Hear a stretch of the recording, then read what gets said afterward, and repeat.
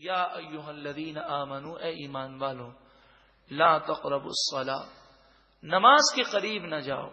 دیکھیے، جب بھی قرآن کو سمجھا جائے تو پوری آیت کو سمجھنا ضروری ہے، شان نزول کا سمجھنا ضروری ہے، اس کا پس منظر سمجھنا ضروری ہے، یہ حکم عام ہے کہ خاص ہے یہ سمجھنا ضروری ہے، اور آگے پیچھے سے بھی دیکھنا پڑتا ہے کہ بات کیا چل رہی ہے۔ اگر کسی آیت کو بیچ میں سے لے کر چسپا کر دیا جائے اور آدمی آگے دیکھے ہی نہیں تو وہ بسا اوقات گمراہ ہو جاتا ہے۔ اب یہی بات ہے کہ مثال کے طور پر اتنا پڑھا جائے اے ایمان والوں نماز کے قریب نہ جاؤ تو انسان چونک جاتا ہے کہ بھئی کیا بات ہے۔ آگے تو دیکھیں وَأَنْتُمْ سُكَارَىٰ، کب نماز کے قریب نہ جاؤ؟ جب تم نشے کی حالت میں ہو۔ تو نماز سے منع نہیں کیا گیا بلکہ یہ فرمایا گیا کہ نشے کی حالت میں نماز نہ پڑھو اور نشے سے بچ جاؤ، اس کا حکم ہے۔ اسی طرح قرآن مجید فرقان حمید میں سورہ جن میں ایک آیت کریمہ ہے، وہ میں آپ کے سامنے آیت نمبر پیش کرتا ہوں۔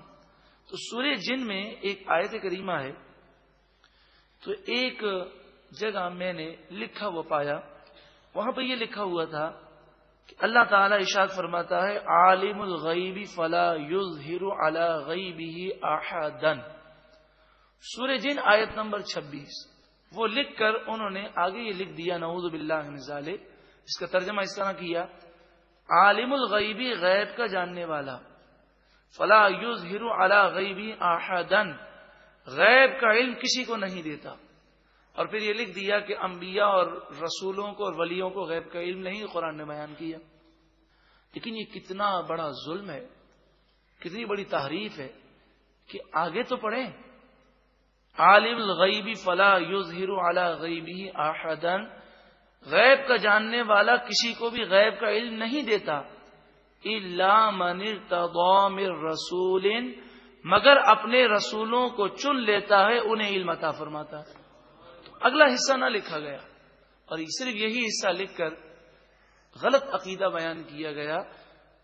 یہ قرآن و احادیث سے ثابت ہے کہ اللہ تعالی نے انبیاء کو، رسولوں کو غیب کا علم دیا، لیکن یہ علم ذاتی نہیں بلکہ اللہ کی عطا سے ہے۔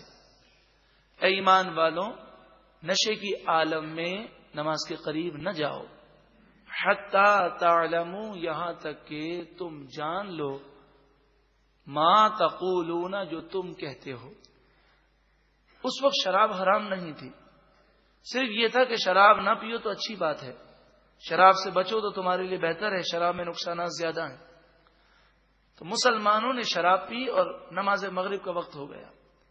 جب نماز پڑھی گئی تو نماز پڑھانے والا شراب کے نشے میں تھا، اس نے سورہ کافرون پڑھی اور قل یا ایھا الکافرون لا اعبد ما تعبدون، اس میں نفی جو لا ہے اس کو وہ پڑھنا بھول گئے نشے کے عالم میں، تو اس سے معنی پورا چینج ہو جاتا ہے۔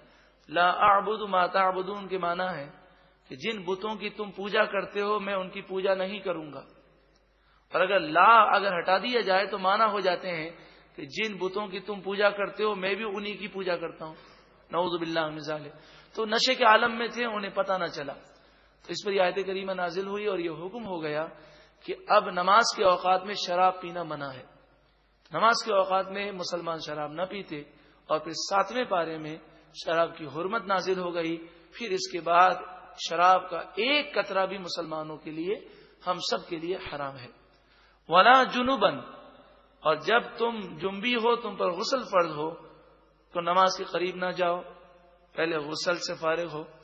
الا عابری سبیل، مگر تم مسافر ہو تو پھر اس کے مسائل دوسرے ہیں کہ مسافر ہو اور پانی نہ ہو تو تیمم کر کے وہ نماز پڑھ سکتا ہے۔ حتی تغتسلوا، یہاں تک کہ تم غسل کر لو، جب تک غسل نہ کر لو، جنابت سے پاک نہ ہو جاؤ، نماز نہ پڑھو۔ وَإِن كُنتُم مَرْضَىٰ، اور اگر تم مریض ہو، پانی تمہیں نقصان کرتا ہو، غسل نہ کر سکتے ہو یا وضو نہ کر سکتے ہو، او علی سفرین، یا سفر میں ہو کہ پانی ہے تو صحیح لیکن پانی لینے کے لیے ٹرین سے اتریں گے بالفرض، تو ٹرین چلی جائے گی، قافلہ چلا جائے گا، اس طرح کے معاملات ہوں، یا سفر میں پانی نہ ملے۔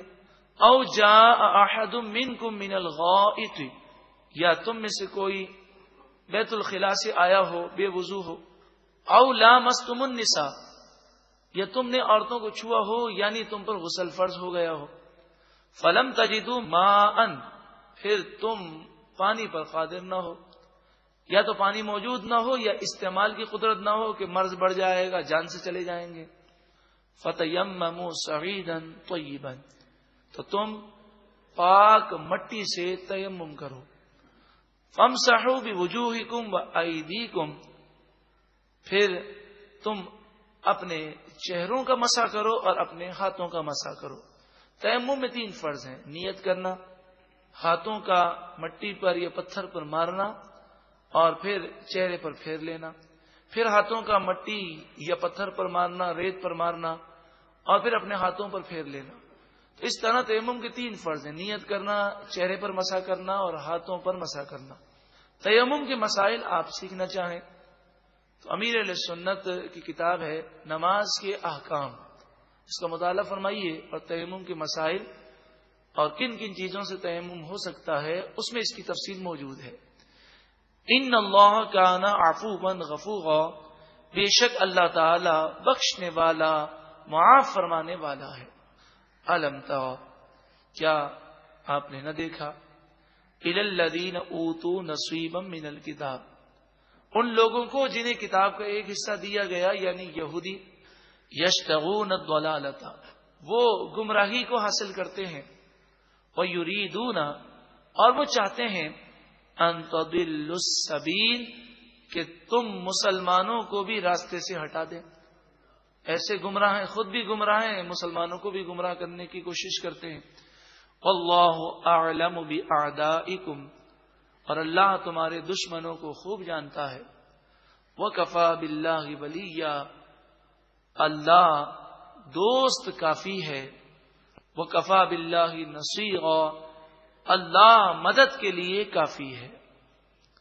من الذین ہادوا، یہودیوں میں سے بعض وہ ہیں، یحرفون الکلم عن مواضعہ، کہ جو کلام کو، توریت کو اس کی جگہ سے ہٹا دیتے ہیں، اس میں رد و بدل کرتے ہیں۔ وَيَقُولُونَ، اور وہ کہتے ہیں، سمعنا، ہم نے سنا، وَعَصَيْنَا، اور دل میں کہتے ہیں ہم نے نافرمانی کی۔ وَاسْمَعْ، آپ کی خدمت میں آ کر کہتے ہیں آپ ہماری بات سنیں، غیر مسمعین، اور ہم آپ کی بات نہ سنیں گے، یعنی آپ ہماری مانیں ہم آپ کی نہ مانیں گے، ایسے بے ادب ہیں۔ وہ راعینا، اور حضور کی بارگاہ میں وہ راعینا کہتے ہیں، لیم بِأَلْسِنَتِهِمْ، اپنی زبانوں کو موڑ کر، کہ راعینا کے معنی ہے ہماری رعایت فرمائیے۔ کوئی بات سمجھ میں نہ آئے تو صحابہ کرام کہتے یا رسول اللہ راعینا، یا رسول اللہ ہماری رعایت فرمائیے۔ اس کا مطلب یہ کہ ہم نہیں سمجھ سکے، آپ اس بات کو دوہرا دیجئے۔ یہ بڑا ادب کا جملہ تھا، مگر یہودی کیا کرتے، رائی کو کھینچ کے پڑھتے، راعینا، اور زبان کو ایسا موڑتے کہ سننے والے کو آسانی سے سمجھ میں نہ آتا کہ یہ زبان کو موڑ رہے ہیں، رائی کو کھینچ رہے ہیں۔ راعینا کے معنی ہمارا چرواہا، نعوذ باللہ من ذالک۔ اور عبرانی زبان میں راعینا کے معنی نامناسب تھے۔ قرآن مجید فرقان حمید نے ارشاد فرمایا کہ وہ غلط معنی لے کر اور زبان کو موڑ کر حضور کی بے ادبی کرتے ہیں، تو نبی کریم صلی اللہ علیہ وآلہ وسلم کی بے ادبی کرنا یہ یہودیوں کا طریقہ ہے۔ وَطَعْنًا فِي الدِّينِ، اور دین میں وہ تانے دیتے ہیں، مذاق اڑاتے ہیں۔ وَلَوْ أَنَّهُمْ قَالُوا، اور اگر وہ کہتے سمعنا، ہم نے سنا، وَأَطَعْنَا، اور ہم نے فرما برداری کی، وَاسْمَعْ، اور وہ کہتے یا رسول اللہ آپ ہماری بات سماعت فرما لیں، وَانظُرْنَا، اور ہم پر نظر کرم فرما لیں، اگر یہ بات وہ کہتے لَكَانَ خَيْرًا لَهُمْ وَأَقْوَمْ، یہ ان کے لیے زیادہ بہتر اور زیادہ درست تھا۔ وَلَكِنْ لَعْنَهُمُ اللَّهُ بِكُفْرِهِمْ، لیکن اللہ تعالی نے ان کے کفر کی وجہ سے ان پر لعنت فرمائی، وہ ہدایت سے محروم ہو گئے۔ فَلَا يُؤْمِنُونَ إِلَّا قَلِيلًا، پس تھوڑے ہی ایمان لاتے ہیں، اکثر ایمان نہیں لائیں گے۔ قرآن صداقت پر مبنی ہے، قرآن کا فرمان سچا ہے۔ آج بھی تمام قوموں میں سب سے زیادہ مشکل یہودیوں کو اسلام کی طرف لانا ہے، کیونکہ ان پر پھٹکار پڑی ہوئی ہے۔ ہاں، ایسے لوگ ہیں جو حق کو سنتے ہیں، سمجھتے ہیں، غور و فکر کرتے ہیں، چاہے وہ یہودی ہوں، عیسائی ہوں، ہندو ہوں، وہ راہ راست پر آ جاتے ہیں۔ یا ایھا الذین اوتوا الکتاب آمنو، اے اہل کتاب ایمان لاؤ، بما نزلنا، اس پر جو ہم نے نازل کیا، مصدقا لما معکم، وہ کلام جو تمہاری کتابوں کی تصدیق کرنے والا ہے، من قبل، اس سے پہلے ایمان لاؤ، ان نطمس وجوہا، کہ ہم ان کے چہرے مسخ کر کے مٹا دیں، تو تمہارے چہرے مٹا دیے جائیں، تم پر عذاب آ جائے، اس سے پہلے ایمان لے آؤ۔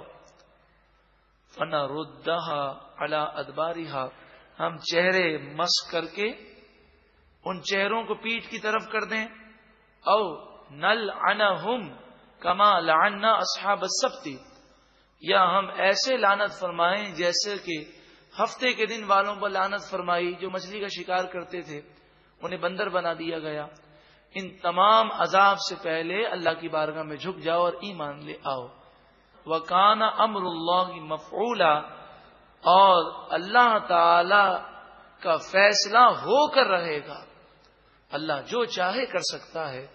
حضرت عبداللہ بن سلام رضی اللہ تعالیٰ عنہ پہلے توریت کے یہودیوں کے بہت بڑے عالم تھے، آپ ایمان نہیں لائے تھے، سفر میں تھے، تو ایک شخص گزر رہا تھا، وہ تلاوت کر رہا تھا، اور یہ آیت کریمہ حضرت عبداللہ بن سلام نے سنی تو آپ کا جسم سر سے لے کر پاؤں تک کانپنے لگا۔ آپ نے سارے کام چھوڑے اور مدینے کی طرف بھاگے اور آ کر حضور کی زیارت کی، اور زیارت کرتے ہی، دیدار کرتے ہی ایمان لے آئے۔ اور آپ پھر فرماتے ہیں کہ مجھے یہ ڈر لگ رہا تھا کہ میں جلدی حضور کی بارگاہ میں پہنچ جاؤں، مجھے یہ ڈر تھا کہ کہیں راستے میں مجھ پر اللہ کا عذاب نہ آ جائے۔ ان اللہ لا یغفر ان یشرک بہ، بے شک اللہ تعالی مشرک کی مغفرت نہیں فرمائے گا۔ اس سے مراد یہ ہے کہ شرک پر خاتمہ ہو جائے، تو شرک پر موت آئے کہ کفر پر موت آئے، اس کی بخشش نہیں ہوگی۔ اس سے بالکل واضح ہو گیا کہ کوئی کہے کہ ہندو مسلم بھائی بھائی جی وہ بھی اللہ کے بندے ہیں، ہم بھی اللہ کے بندے ہیں، نہ جانے کون جنت میں جاتا ہے ہمیں نہیں پتا، تو وہ خود کافر ہو جائے گا۔ کہ ہندو مشرک ہے اور وہ اگر توبہ نہ کرے تو ہمیشہ کا جہنمی ہے۔ وَيَغْفِرُ مَا دُونَ ذَلِكَ لِمَن يَشَاءُ، اور اس سے کم، کفر و شرک سے کم جو گناہ ہوں گے ان میں سے جو وہ چاہے گا بخش دے گا۔ وَمَن يُشْرِكْ بِاللَّهِ، اور جو اللہ کے ساتھ شرک کرے یعنی شریک ٹھہرائے کسی اور کو، فَقَدِ افْتَرَىٰ إِثْمًا عَظِيمًا، پس بے شک اس نے بڑے گناہ کا بہتان باندھا۔ شرک ظلم عظیم ہے، شرک کرنے والا مردود ہے، مشرک دائمی جہنمی ہے۔ اللہ تعالی شرک اور کفر سے مسلمانوں کو محفوظ فرمائے اور ایمان کی سلامتی نصیب فرمائے۔ اللہ تعالیٰ معاف فرمائے۔ ایسے مسلمان کہلانے والے ہیں کہ کرسمس کا موقع آیا تو چرچ میں جا کر عیسائیوں کی جو من گھڑت عبادتیں ہیں وہ بجا لائے، اور دیوالی اور ہولی کا موقع آتا ہے نعوذ باللہ من ذالک مندر جاتے ہیں، بتوں کو سجدہ کرتے ہیں، یہ شرک ہے۔ اللہ تعالی ہم سب کو محفوظ فرمائے۔ شرک کی حقیقت، یہ کیسٹ ضرور سماعت کریں، شرک کی حقیقت جس میں یہ بتایا گیا کہ کون سی چیزیں شرک ہیں اور کون سی چیزیں ایسی ہیں جن سے بچنا ضروری ہے۔ الم تر الی الذین یزکون انفسہم، کیا آپ نے نہ دیکھا ان لوگوں کو جو اپنی جان کو اچھا قرار دیتے ہیں، اپنی تعریفیں کرتے ہیں۔ کون اچھا ہے کون برا ہے یہ تو اللہ ہی جانتا ہے۔ اپنے منہ سے اپنی تعریفیں نہ کی جائیں، بل اللہ یزکی من یشاء، بلکہ اللہ تعالی جسے چاہتا ہے ستھرا فرماتا ہے، ولا یظلمون فتیلا، اور ان پر ذرہ برابر بھی ظلم نہ کیا جائے گا۔ انظر کیف یفترون علی اللہ الکذب، دیکھو وہ اللہ پر کیسا جھوٹ باندھتے ہیں کہ اپنے آپ کو یہ کہتے ہیں کہ ہم تو جنتی ہیں، یہودی کہا کرتے، اور کہتے ہیں نحن ابناء اللہ، ہم تو اللہ کے بیٹے ہیں، نعوذ باللہ من ذالک، اور اس سے مراد یہ لیتے جیسے باپ بیٹے سے محبت کرتا ہے ایسے ہم اللہ کے بیٹے ہیں، اللہ ہم سے محبت کرتا ہے، ہم تو ڈائریکٹ جنتی ہیں۔ تو فرمایا دیکھو کیسا اللہ پر جھوٹ باندھتے ہیں۔ وَكَفَى بِهِ إِثْمًا مُبِينًا، اور یہ بات کھلے گناہ کے لیے کافی ہے، اور یہ بات انہیں جہنم میں جانے کے لیے کافی ہے۔ یا ایھا الذین آمنوا، اے ایمان والو، لا تقربوا الصلاۃ، نماز کے قریب نہ جاؤ۔ دیکھیے جب بھی قرآن کو سمجھا جائے تو پوری آیت کو سمجھنا ضروری ہے، شان نزول کا سمجھنا ضروری ہے، اس کا پس منظر سمجھنا ضروری ہے، یہ حکم عام ہے کہ خاص ہے یہ سمجھنا ضروری ہے، اور آگے پیچھے سے بھی دیکھنا پڑتا ہے کہ بات کیا چل رہی ہے۔ اگر کسی آیت کو بھی